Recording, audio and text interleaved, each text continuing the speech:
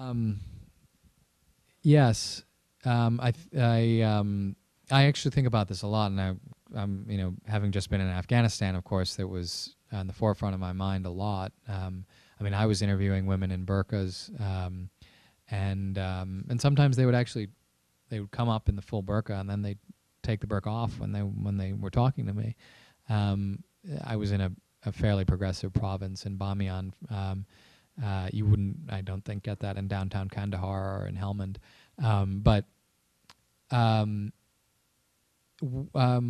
I think women in these situations have advantages and disadvantages. And there was, for example, in many cases, a much more ready empathy that can be there for a victim of sex trafficking. And not necessarily empathy, but a comfort level on the part of the victim, perhaps talking to a woman. And so, for example, last summer when I was in South Africa for Time, my photographer was, she was Afrikaans speaking, and she was a woman. And it was a huge advantage to have her there. I mean, it was a real advantage to have somebody with her degree of sense. And it wasn't just because she was a woman, but it was also because she was sensitive, she was yielding, and there was a real sort of sense of sympathy and kinship with the victims. And, you know, I like to think that I project that, but I'm realistic about the fact that these are young women that have, or girls in some cases, that have been raped by men, and I'm a man, and I can't help that. Certainly, talking to traffickers, it can be a disadvantage to be a woman. But then again, according to the UNODC, in Europe anyway, half of all traffickers are women. And so it's not necessarily a disadvantage. And one thing I was told, even in the preparation, the training for the election observation mission, I was told Western women are basically honorary men in the polling station, so they can go into male polling stations, whereas sometimes men couldn't go into women's polling stations. Now, it wasn't a problem with me. I went in and nobody stopped me, and nobody had a problem with it. But again, I was in a more liberal province. But you know, some of the reporters that I have far and away the most respect for, particularly in broadcast journalism, over the last few years have been women. Christiane Amanpour, Lisa Ling. These are people that have gone out and really put themselves out there, and told stories that, you know, wind up beating the pants off their male colleagues.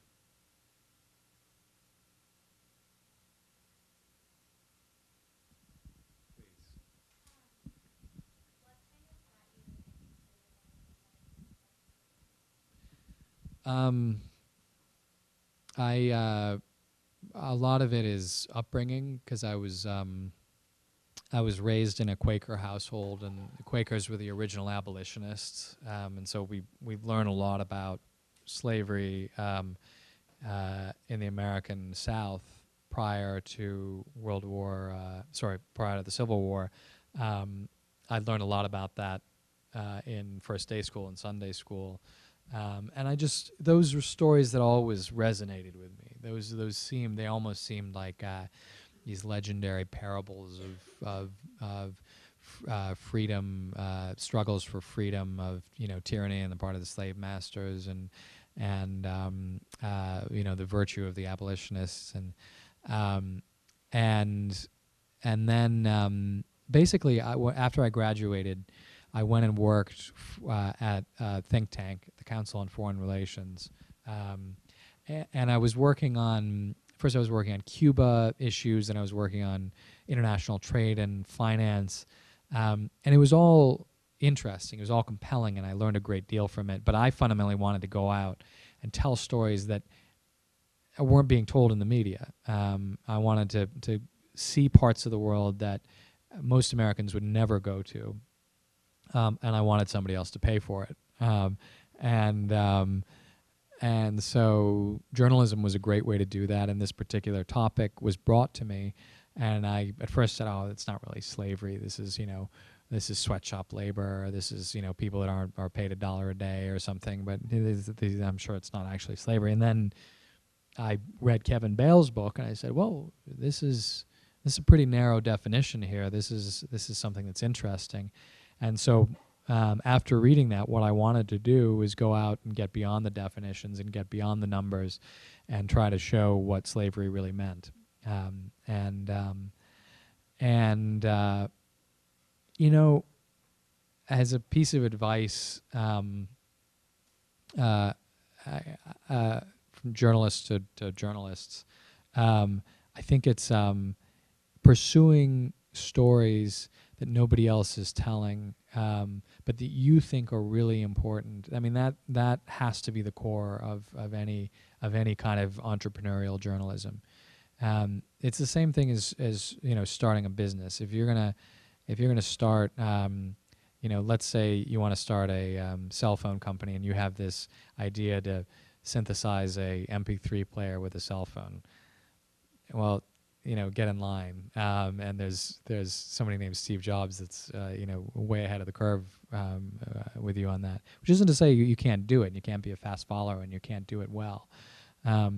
But you got to have a lot of money, and you got to have a lot of and it's fundamentally not as interesting. Journalism is a field that I think is at its best when it's breaking new ground.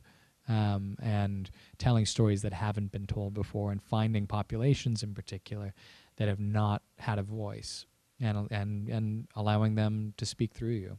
And I've been blessed with this subject, and the next subjects that I'm contemplating are in that vein as well.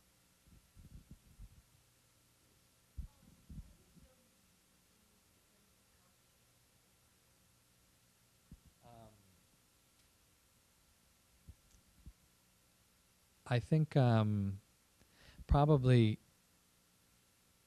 I don't know. My career is so short. I should say that at the outset. I don't really. I feel like that's maybe something you can ask me when I get up into my late 30s, kind of thing. But I'm not there yet. um, but for me, probably the most rewarding part of the work has been the few instances where I have gotten involved, and I haven't paid for human life.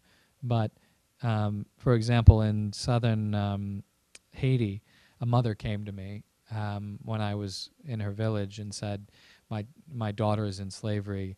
I can't get her out. I don't have the resources. I need your help." And I, a week later, brought her to Port-au-Prince and helped her get her daughter out, who at that stage was 12 years old, who'd been held in pretty brutal, abject slavery, domestic slavery, for 3 years. And recognizing that, other journalists have gone in and messed around like this, and it kind of on the one hand, it kind of violates one of the two basic rules of journalism. The two basic rules of journalism, as I understand them: first of all, seek truth and tell it. Second, do no harm. And it's not actually a violation of those rules, but it's definitely getting involved in the story, and it's not one of those rules. It's not within one of those rules. Well, my feeling is with a subject like modern day slavery, which is an unfolding crime against humanity. It's not like genocide, which is that it's taken place and we can study it, we can do a post-mortem. Slavery is an unfolding crime against humanity. Neutrality is not doing no harm.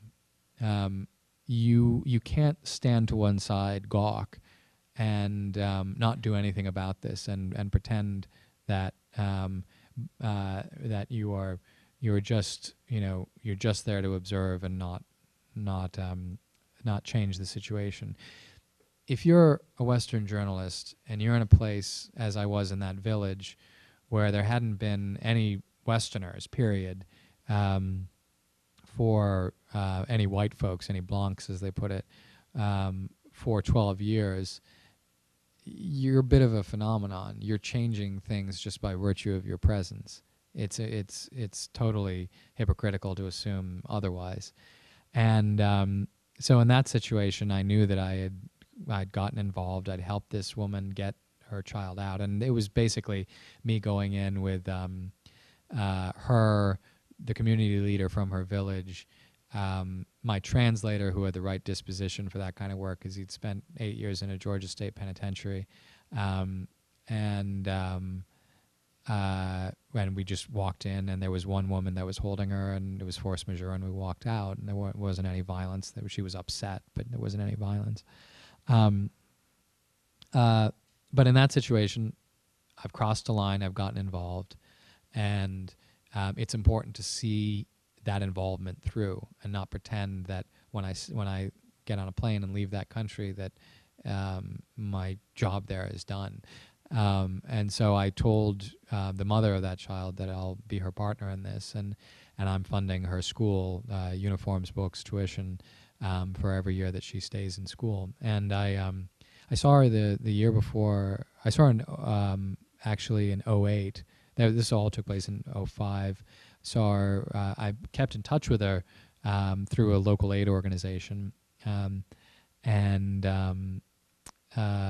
actually in December of '05, I was in Bihar, in the poorest province in northern India, and there was it was Christmas Day, and I had I had 3 emails. It was actually more than 3 emails, of course, being Christmas.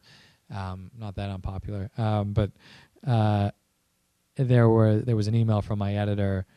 There were only 3 that I could open because it was a grindingly slow internet cafe. That was the point. So there's an email from my editor saying, "Are you still alive? And much more importantly, you're going to deliver on time." And then another one from my mother saying "Merry Christmas," and then one from this aid organization, and it had as an attachment a note, the first ever note written by this girl Kamses, and of course it was written in Creole, but it had been carefully translated into broken English by the aid organization. And the whole time that I had been on that operation to get her out of bondage, I'd never seen her smile, and I remember being sort of a little selfishly disappointed in that. I expected a bit more happiness. Her mother was happy, but you realize that somebody that's been beaten every day with an electrical cord for 3 years, who's been, told that she is lower than the dogs that are scavenging in the street, she's not going to be ready to smile immediately, particularly when there's issues there. I mean, her mother was the one that gave her away initially. Her mother was sold a bill of goods by this, it was sold a line by the trafficker, and her mother bought it because, her children were starving. They had no other way of accessing school. And so she never smiled. But in this attachment, she was wearing her school uniform, and she was smiling, and she just had a beautiful smile. And she ended the note by saying, "It's me, your child, Kamses, that you took out of slavery on Delma 34." And that was the only Christmas gift that I got that year, and it was the only one that I needed.